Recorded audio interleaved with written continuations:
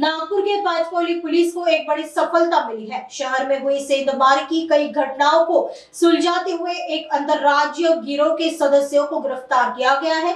In अपराधियों ने नागपुर में कई वारदातें करने के बाद अन्य राज्यों में भी शरण ली थी। पुलिस से मिली जानकारी के अनुसार नागपुर में सेंधमारी की जो घटनाएं हुई थी, जैसे जून महीने में बुद्धनगर और अक्टूबर महीने में वैशाली नगर में हुई सेंधमारी, उनकी जांच डीबी टीम और क्राइम ब्रांच कर रही थी।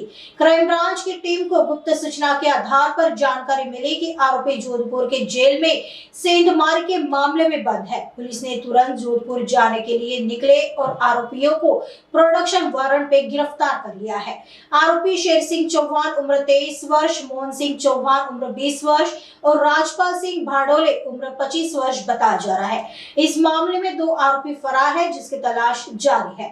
पुलिस ने आरोपियों के पास से 4,55,000 का माल जब्त किया है। आगे की जांच पाचपौली पुलिस कर रही है। बरोबर आहे। बुद्धनगरला घरफोडी जून महिन्यात झाली, परत ऑक्टोबर महिन्यात इथं पचकुवा वैशालीनगर येथे झाली होती। त्या अनुषंगाने डीबी पथक तपास करत होता आणि क्राईम ब्रांच पण करत होता। दरम्यान इथून घरफोडीच्या नंतर ते राजस्थानमध्ये परत घरफोडी सत्र सुरू केले, त्या तिथं पकडले गेले।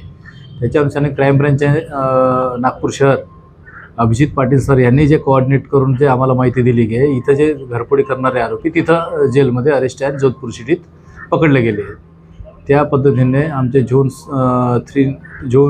3 सरांनी सूचना दिल्याप्रमाणे, मार्गदर्शन केल्याप्रमाणे मान्य न्यायालयीन कारवाई, प्रोडक्शन वॉरंट सर्व आणि शासकीय वाहनासह आणि इथं जे झालेले पुरावे की ज्या बाहेर आउटरमध्ये राहायचं आणि ते घरफोडी करायचं, परत अशाच पद्धतीने ते करायचं, त्याचे पूर्ण पुरावे जमा केले। मान्य न्यायालयाकडून रीतसर कायदेशीर कारवाई केली। त्याच्यानंतर जोधपूर न्यायालयात जाऊन कारवाई करून घेतली।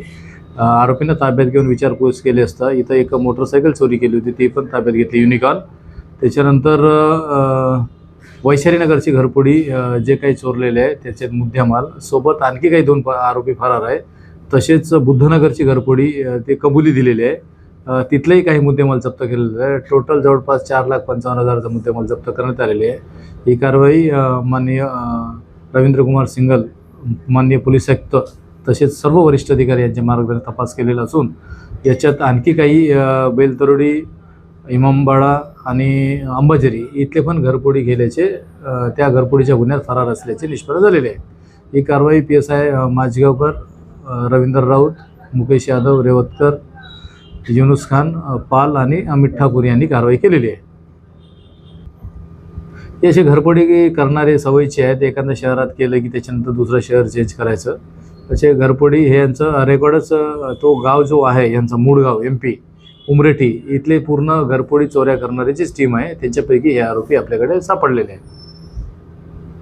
याच्यात शेरसिंग आहे, मोहन सिंग आहे, राजपाल आहे। सध्या 3 आरोपी ताब्यात आहे। हे 2 उमरेठीचे आहेत, मध्य प्रदेश, एक तो उमरेठीचा आहे, सध्या नंदुरबारला राहायला आला। असे 3 आरोपी आहेत।